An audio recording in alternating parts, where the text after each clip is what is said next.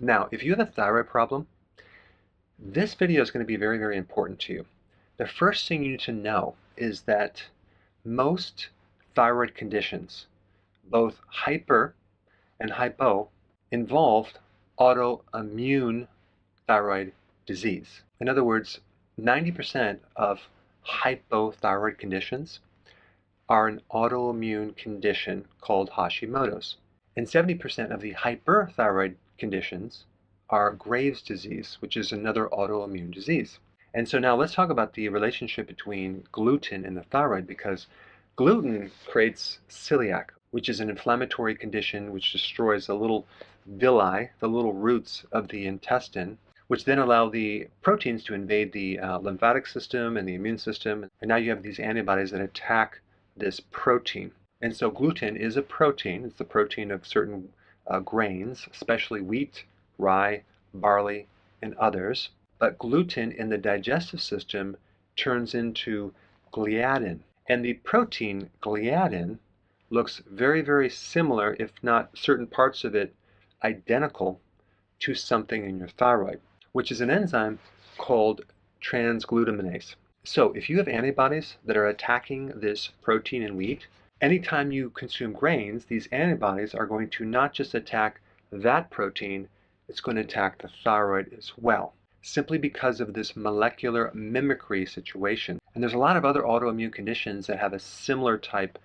principle, where you have this mimicry of either a virus or a food that mimics a body tissue. But in the case of the thyroid, whether you have a hyper or hypo, you definitely need to remove gluten from the diet 100%, because every time you consume it, your body's going to look at that as a foreign invader, and it's going to actually attack that with its antibodies, as well as certain parts of your thyroid, creating this inflammatory state. All right, there are 5 things that I'm going to recommend. Number 1, you have to be completely gluten-free. Number 2, you want to get on keto, the healthy version of keto, and intermittent fasting. Why? Because it's going to lower your inflammation. Next thing you want to take is selenium. Selenium is essential for autoimmune conditions, especially with the thyroid, whether you have a hyper or a hypothyroid condition. The big thing you need to be aware of with a hyperthyroid condition, Graves', is that you want to avoid taking iodine, because your thyroid is already producing too many thyroid hormones, and those thyroid hormones are made from iodine. The other thing you want to avoid is bile salts, because bile salts will increase the conversion from the inactive form T4 to the active form T3. But if you have a hypothyroid condition, you definitely want to take purified bile salts, and that would be ox bile or any of the bile supplements that are out there. So selenium is good for hyper and hypo. Next thing you want to do is take vitamin D3, minimally 10,000 IUs. Why? Because vitamin D can help you with your inflammation. It's one of the best natural anti-inflammatory vitamins out there. And the last thing to take is probiotics, simply because most autoimmune conditions start in the gut, because you want to start building up that weak link in your gut. All right, thanks for watching. Hey, before you leave, I just wanted to give you a little quick history on some of the books that I wrote. This was one of the first books. It's called Dr. Berg Body Shapes. It was my attempt at writing about body types. What was very interesting about this book is I actually did all the images myself. Don't ask me why. They look actually not quite as professional as some of the images that I have in the new book. But anyway, this is my first attempt right here, called Dr. Berg's Body Shape Diets.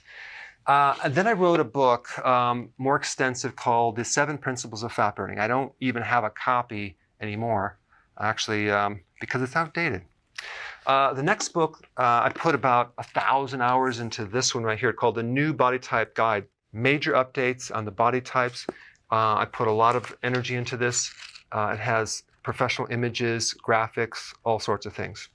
Now, the problem with this book is it doesn't really describe what this is really about. Body types are only a small portion of what's in this book. And that's why I changed the name to the Healthy Keto Plan, okay? If you happen to have this book, you don't really need this book, because there's some only very, very minor updates. But if you don't have this, you need to get this one right here. This book goes into every single detail that you would ever want to know about. It goes into the 7 principles of fat burning. It goes into hormones, the body types, the basic keto plan. It goes into intermittent fasting.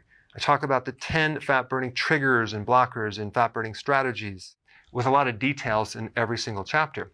I go into body issues that interfere with losing weight.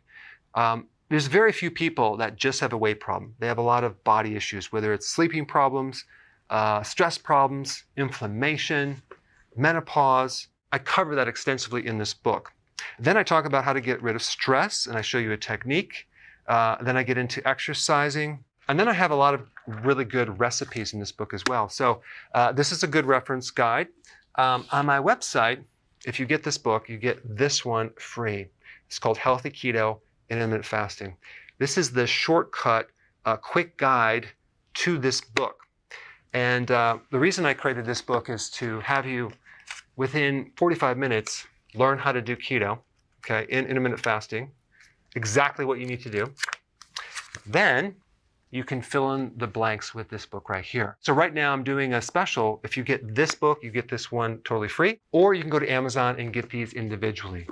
So I just want to clarify the difference between this book and this updated one right here. If you don't have this, you need to get this right here. That way you can get the exact correct information to do it healthily.